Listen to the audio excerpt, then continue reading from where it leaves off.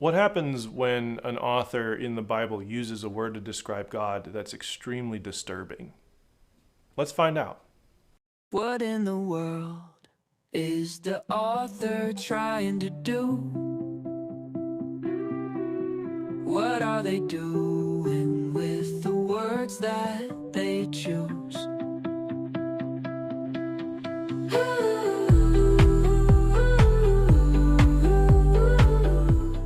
Hey, and welcome back to the show where we ask the question, what is the author doing? Usually we ask that question about the Bible, and that's exactly what we're doing today. One of the things that I think we skip right over, or we miss the impact of, especially if we're reading in English, is a moment about 2/3 of the way through the contest between Yahweh and Pharaoh, between Yahweh and the gods of Egypt. It's a moment that comes on the heels of several of the plagues before the really intense ones hit.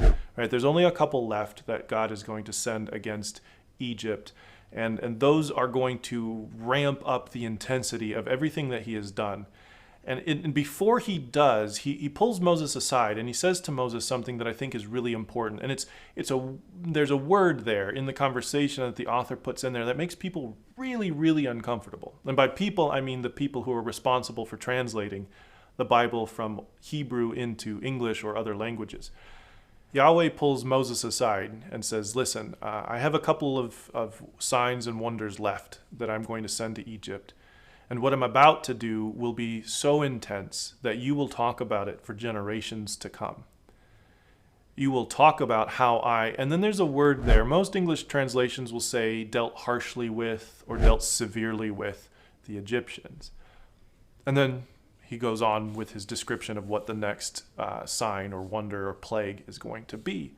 But it's that word, deal harshly or deal severely, that I think trips up Bible translators. In fact, if you look at a lexicon is just a fancy word for a dictionary.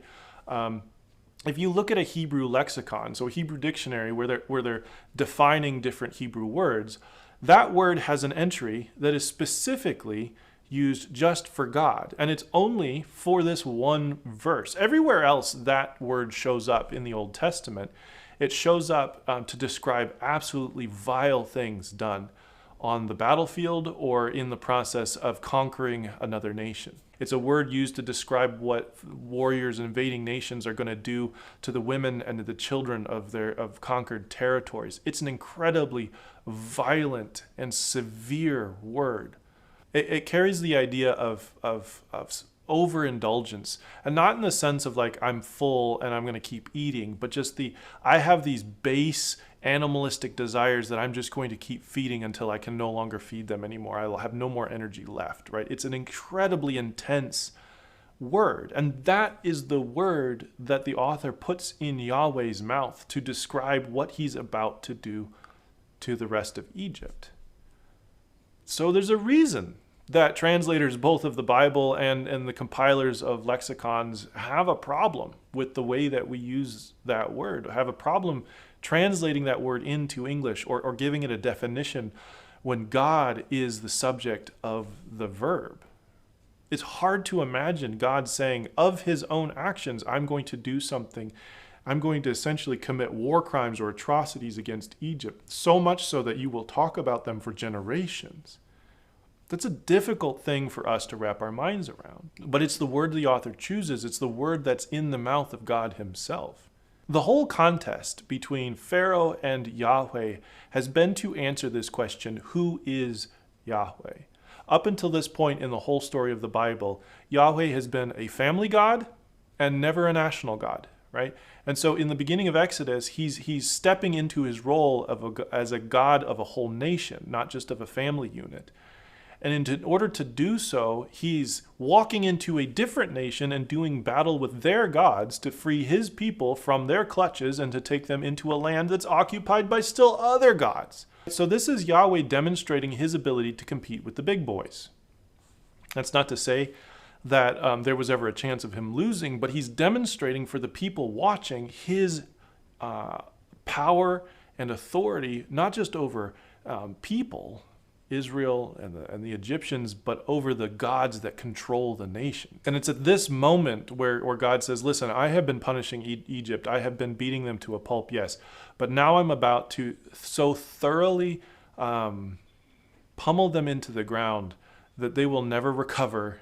And the nations, not just you, Israel, but the nations all around will know exactly who I am. It's a demonstration of complete and utter dominance, that there is no question after this contest is over, who is the stronger God. And I think that's one of the reasons why the author puts this intense, almost difficult or inappropriate word in the mouth of God. He is going to do something so over the top that no one will ever question in the future of exactly who he is. The whole contest between Pharaoh and Yahweh started with Pharaoh's question, who is this Yahweh that I should listen to him? And it's at this moment where God says, I'm about to do something in Egypt that no one will ever forget, that becomes the answer to that question. Who is Yahweh? He is a God who can destroy the most powerful nation on the earth and do so without breaking a sweat. It's an intense picture, and it's a difficult one, and I get why in our English Bibles we try to soften the word.